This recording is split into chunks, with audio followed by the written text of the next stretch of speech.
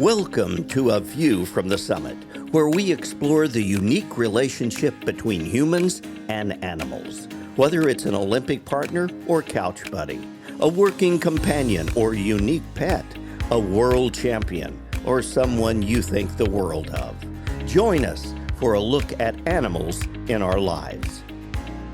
Brought to you by Summit Animal Health. Welcome to A View from the Summit. Hi, my name is Steve Searcy, and I'm one of the co-hosts here. And we've got absolutely a legendary show for you today. Our guest is legendary in the rodeo world. But before we introduce her, I want to introduce my co-host, who is legendary with everybody in northern Minnesota, particularly the two other people that live with her on her cattle ranch in Minnesota. Robin, how the heck are you? You legend, you. I'm great, Stephen. You all, if you're listening or watching today and you think this is going to be a serious interview, you might want to hit restart, because we're here to have some fun and a great conversation with Mary, our guest. And thank you, Steve, for having me here and co-hosting with me. It's always a blast every time we get to do these together. And today, like you say, Mary's really the legend. I'm, like you say, legend in my own mind, maybe, but but Mary, we're so grateful that you're here with us. And if you're not familiar with Mary Berger or the world of barrel racing or the world of rodeo, because our podcast it's everything about animals, how animals have touched our lives in some way, all different kinds of animals. So you may be listening and be a cat lover, you may have a pig, you may have a bird or a dog, but we love to explore how animals have touched our lives and changed our lives and connected us, or we've built a connection through the animals. So Mary, I can't wait to visit with you today about that general topic, but tell us a little bit before we get started about yourself, where you're, hailing from, and just a little bit, snapshot of you and who you are, and we're going to dive in. Well, I was born and raised in Decatur, Indiana, moved to Oklahoma, I believe 86. We did a lot of the fraternity scene for quite a while there, and really, really enjoyed that and done well. But I always had in the back of my mind that I'd like to do some rodeo. And so a couple of my fraternity horses did do some rodeo on mostly local prairie circuit type thing, and just branched out and just kept climbing the ladder. So the national finals in Vegas was one of my goals. So we made it there and won it twice. And so I'm just fulfilled my dream. That's excellent.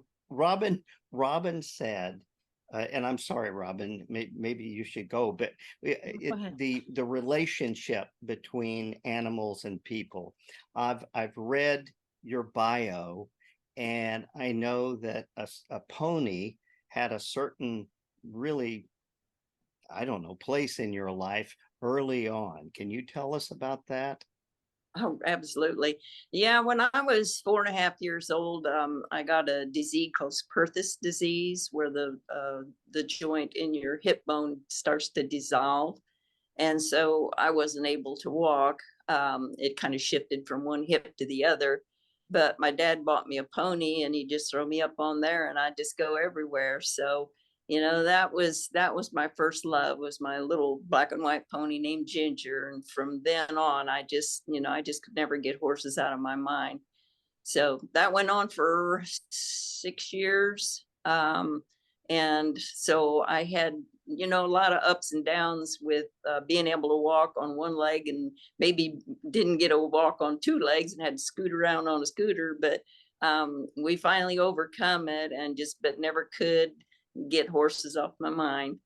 Well, when you were as a child with that disease, when you were on top of that pony riding, what did that feel like?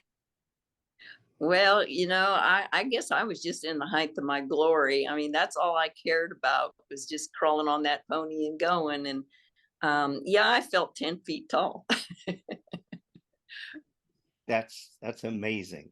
I just think I read that story 2 or 3 times because it's so touching, and I can see it in my mind's eye. Yeah, it really is.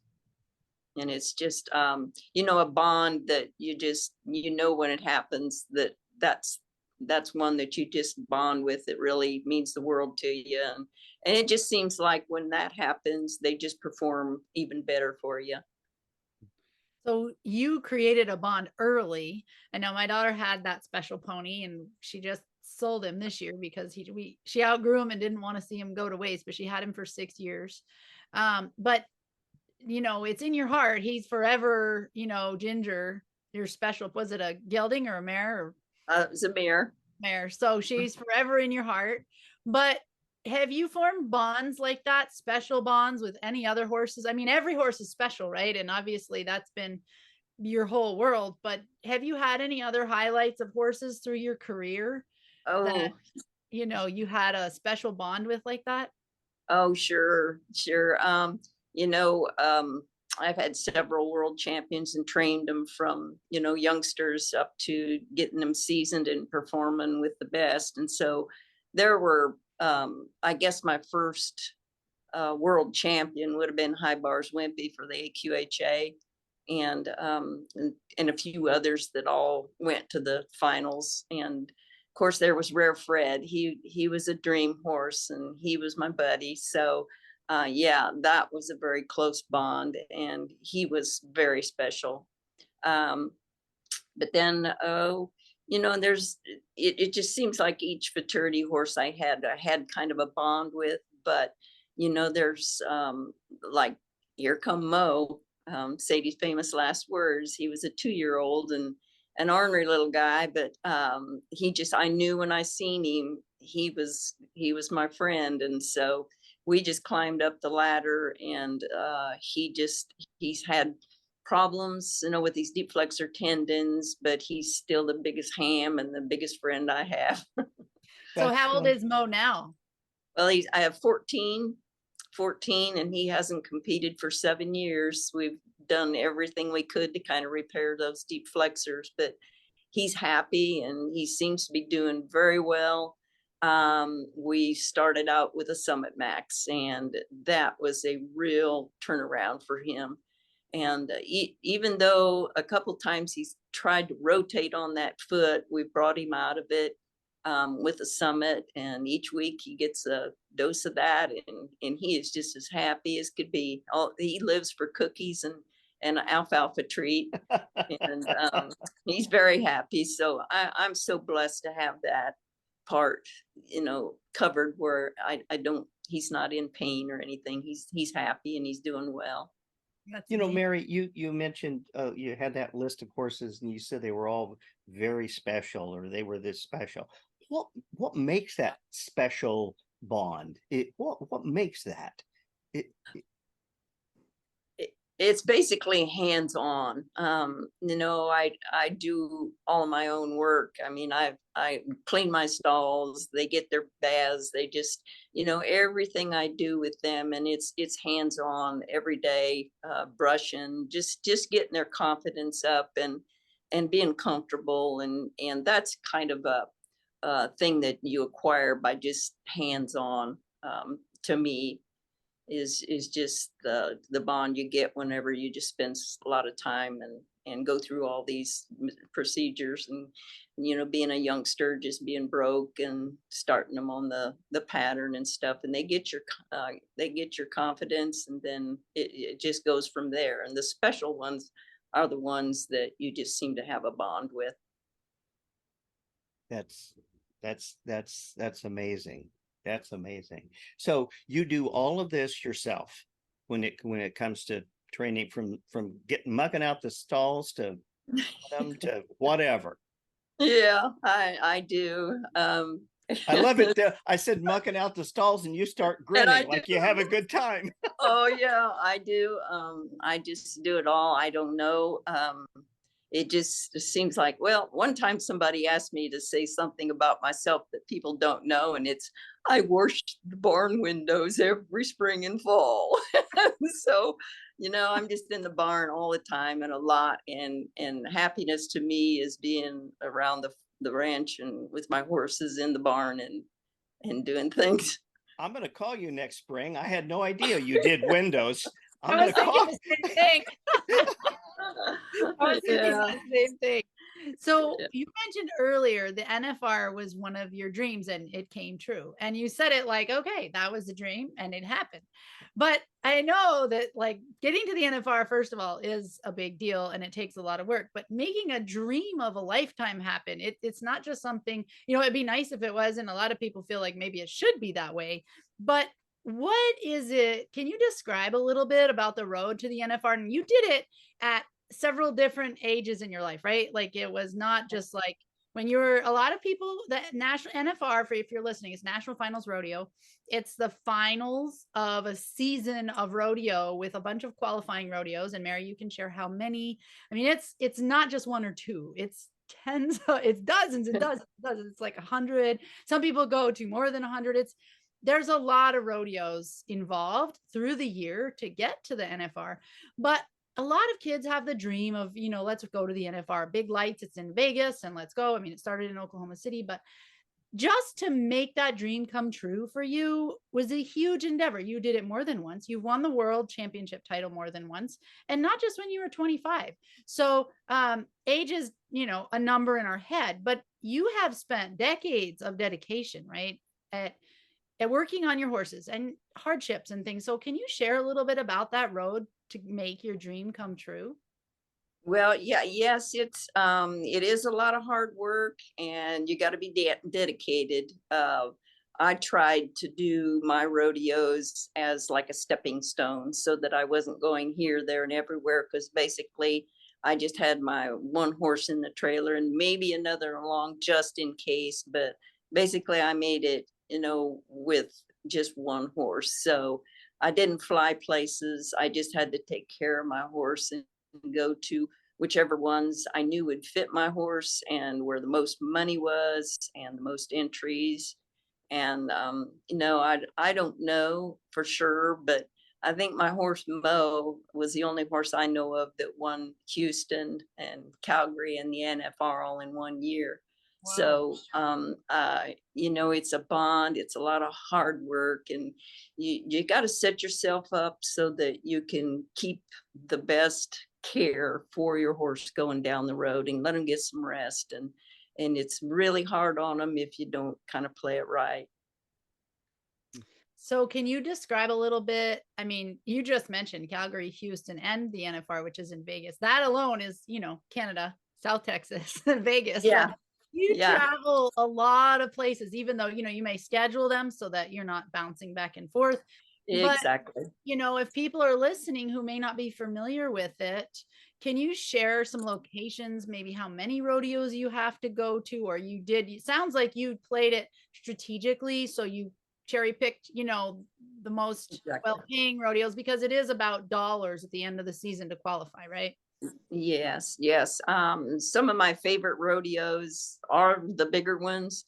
So, like Houston is always in March, Calgary's in July, and the NFR's in December. So they're just I have a lady, Ann Thompson, that entered me, and she was an expert at getting you there, and she knew that I didn't want to do the overnight driving and stuff, but you would pick rodeos in that area where you could be there and do a few, and just kind of, like I said, use stepping stones to go where you're going. So when we went to Calgary, we hit a few rodeos on the way up going north, and just didn't get in too big a rush. So it's just a matter of maybe having someone help you scope them out, and hopefully you draw up good enough where you don't have to turn out and forfeit. But Right. it's a lot of scheduling and picking the rodeos with the most entries and money so that you can maybe not have to go to too many rodeos or just have to fly everywhere to get it done. Sure. When did it dawn on you in this journey that you were going, you were headed toward the NFR. You were going to make your dream come true. When did it dawn on you? When were you in the saddle when you go, here we come? Well, I guess in '05, I was real close to making the top 15, and I was pretty involved in the fraternity world, and I just didn't have it in me to go to the Northwest and finish up there. But then in '06, I really kind of did it on the side, sort of, and made it with Rare Fred in '06. So he had an injury in '07 that didn't get to come back, but went back in '07 and '09, I believe. But my husband has always been a super supporter of me, and he was willing to get behind the wheel and just be the driver. Matter of fact, my oldest son would kind of fly back and forth and just kind of help him out because he's horseshoeing, would get behind if he didn't get back home. So, it takes a team there. And my youngest son took care of things here. So it was just, I don't know, it was like that year in '06, it was like, okay, this is my year. So we just kind of put it together and made circles to where we were just making, like I said, stepping stones where we didn't have to wear them out, especially because he just had one horse. But and I knew Mo was so special. And at that time, we had sold brood mares and stuff so that we could actually be gone more. And it took a little bit less worry on us, knowing we didn't have a bunch of horses back here to take care of, because my youngest son was taking care of them, Joey. But Todd would fly out once in a while and help out. He enjoyed it. So I guess, especially on those two horses, I just knew, as consistent as they were. I know Fred, I can't remember which year it was, whether it was, I think it was '06. He actually won 21 rodeos that year. Wow. And that was, you just know they're special, and you got a chance when you're riding something like that that's solid and consistent, like Fred and Mo. Who names your horses? I love the names. Fred, Mo. Well, Fred's name was Rare Fred, so he was Fred, but Mo's name was Sadie Famous Last Word, so it's too long. So we just took Mo, and that's what he's been ever since. It's funny, Mary. I don't get Mo from that, but I don't know how. I don't know how. He's kind of like a clown, what is it? Harry, Curly, and Mo, or what is it? Mo, Larry, and Curly. Yeah. Well, he's the Mo. you mentioned clown. Does any? I love stories, Mary, and I love to hear people tell stories. Can you think of the funniest thing that ever happened with you and a horse? Is there anything that comes to mind that just still makes you smile and laugh? A funny horse story? Oh, well, it's kind of funny, but Mo he's a cut up, and he's got the biggest personality you would ever know. I mean, he's just unreal. But he has this habit of, when he warms up, he likes to play, and he plays rough. So we was at a couple rodeos, and the cowboys told me I needed a score instead of a time. But when I was at the NFR, 16, he was cutting up out in the warm-up pen, and everybody was kind of laughing at me, but that's just the way he was. And I think if you'd have tried to take it out of him, it would have ruined his spirit. And that's just the way he was. So that's part of the bond. Although he played rough, it was still funny. What was he doing? Oh, he just jumped straight up in the air like a leprechaun and hit the ground and just buck and play and act silly. Snort and everything else, right? Yeah, just have a ball, duck dive. And I learned, to be pretty quick, because I never knew when he was going to do it unless he got a little springy. But he's just so happy. He's just a happy horse. That's funny. Well, they say all the really great ones have quirk or a strong personality, or, you know, they have something about them that makes them a little, I'm not going to say challenging, but to keep you on your toes, right? Right, right. Yeah. So what about Fred? Did he have something? What was his special? Well, he was pretty calm, but there were times, excuse me, when you would warm him up, he'd want to play too, but he wasn't near as rough as Mo was. But he was a pretty good boy. I just don't know anything manner wise. He was well mannered and just as sweet as he could be, and honest. That's awesome. Now, when you say honest, what do you mean? I mean, when he goes out there, you know that he's gonna try and work. You know, whether he slips or stumbles or something, he's gonna grab back up and just keep trying. That's terrific. What from training all these horses, Mary, what kind of life lessons have you learned? Well, you know, it's been forever that I believe that in the power of prayer, and I believe that God guides you. So whatever I'm thinking of is what I'm thinking God is telling me to do. So I just follow his direction and just do the best I can. Well, which is easier, training two horses or raising two boys? Well, my boys were 10 years apart, so the oldest one had to take care of the youngest one, so that was a help there. But you know, it's trying to figure out these horses too, that and especially if they're different breeding, because a lot of them have different styles. So my horses are basically barrel broke. You know, I don't pick. I just try to let them do their thing, pick their style, and you can get more out of sugar than a whip. So For for sure. So you've done a lot of futurity work, which means a lot of young horses. So yeah. for people listening today, if you have, you know, if you're listening, whether you're a NFR level or pushing for dreams of the NFR competitive barrel racing or some other level of time or discipline with your horse, what would be a tip? You've seen a lot of young horses in your life, right? What would be a couple tips that you have for people who might be starting a young horse, or maybe they're looking for a young horse or a horse, you know, to get started with? Right. Well, first of all, you've got to have patience. But, you know, the best thing I think a young person can do is to check in with somebody that is doing well and get some hints from them, or maybe attend a clinic or something to someone that you admire or you think has your kind of style of riding that can help you. And I think you can make like shortcuts if you can get more help from someone that has the ability to give you the info you need.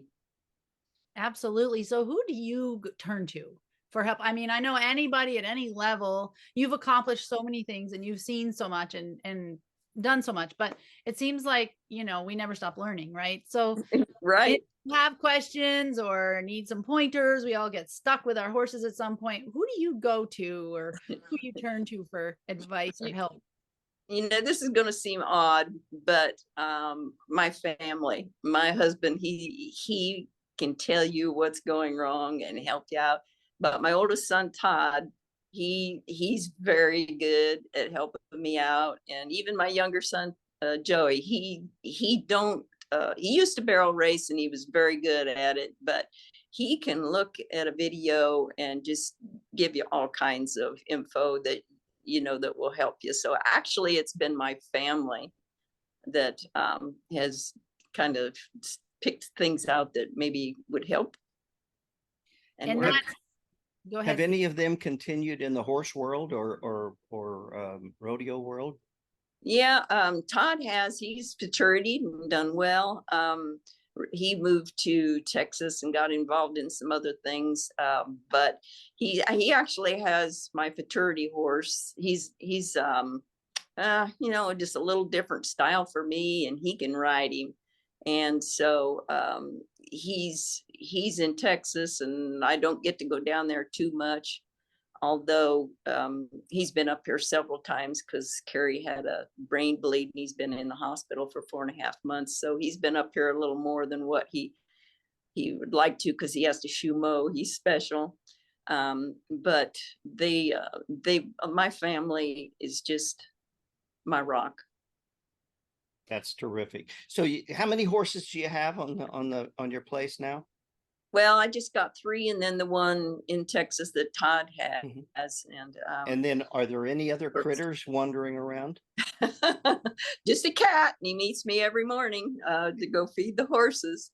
But I guess the other highlights in my life, I've got 2 great daughter-in-laws too, and they're both into barrel racing. Of course, PJ made the finals, and the year I believe it was 09, she hauled with me and made it to the finals there. And Marissa, which would be Todd's wife, is into training and starting horses, and she does very well. She'd been super busy, but my granddaughter's in the high school rodeo deal right now, and she's got a pull horse, a barrel horse, and a breakaway horse. And so while we're pretty much close to home right now, she's my highlight. Caden, she's a winner. That's good. When in terms of rodeo, as you look at rodeo today as compared to when you first started, is there a difference, or is the competition at a higher level, or is it about the same? Or oh boy, that, it's increasingly tough. It's increasingly tough. There's just so many good bred horses, good riders, so many people that can train a horse that it's tough. I mean, you almost have to have one that just has that little special something, a little extra stride, little quicker on the turn, to even win a check these days. So yes, it is increasingly tougher. well, Robin, I know you're still going to get out there and run those barrels, aren't you? Or chase those cows, rather. I run barrels only because we haul my daughter and I'm there anyway, and I'm sitting watching. I would not call myself a real barrel racer because, I just do it for fun at little local 40 barrel races just for fun. But you know what? That's the cool thing about barrel racing, right, Mary? You talked about family. You talked about your whole family going out and supporting each other. And it's a beautiful thing that people can compete at different levels and families can do it together, right? And I love hearing that your family was your support, because so often people, they run off down the road or, go chase their dreams, but it's not always as a full family, and it's harder that way. And it's really beautiful that you and your family have been able to do this all together and continue to support each other, through all the hardships and ups and downs and everything. And it's a testament to how much of a blessing and how much grace you set as an example in the rodeo world. I know there's a lot of people that look up to you, and everybody has great things, kind words to say, and you're an amazing competitor, but bringing that aspect to it, I think, is a huge blessing in barrel racing. Because sometimes we hear, I know for me, when I lived in Texas for a lot of years and we roped, but I was hesitant to just even try barrel racing because I felt like it was, maybe not as inviting or whatever. And might have been my own perception. But since we've moved up here and my daughter's been doing it, it's so supportive and it's so much fun, as a family to do it. And yeah, we'll go chase cows and stuff, but I do it for fun. And it's, there's so much to learn. And like you say, the great horses show up at the top, but you can still win and have success and reap the rewards, right? Right. That's for sure. And you're never too old to get in the saddle and go. Just get up off that couch and go. But you've got to start. You can always get better. So, just hang in there and have some fun, and just try to go to the next level. It's really rewarding. And the rodeo world to me is like a big family. The people are wonderful, and it's just uplifting. And it's amazing at the NFR, the people that come to talk to you when you're in the talk sessions and stuff, what kind words they have to say too. And so it's very rewarding. Well, Mary, you mentioned, don't worry about age and get up off. I don't think that some of our viewers will know that you hold a record in terms of being the oldest person to ever win at the NFR. Is that correct? That's what they tell me. And I don't mean to put you on the spot or anything, but as a way to motivate those people listening, how old were you? And you can lie if you want to. No.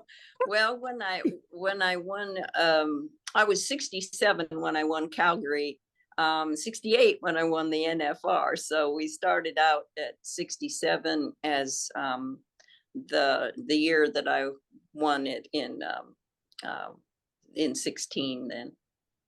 I just want to give a big woo hoo hoo for you. I think that's spectacular, Mary. Absolutely. And you are utterly charming. And this has just been so much fun. And I thank you for being on the show today. Robin, do you have anything to add here? No, I've just thoroughly enjoyed it. As always, when I get to chat with you, Mary, it's wonderful. It's inspiring. If you've listened or watched today, it's on Spotify or YouTube, wherever you're finding it.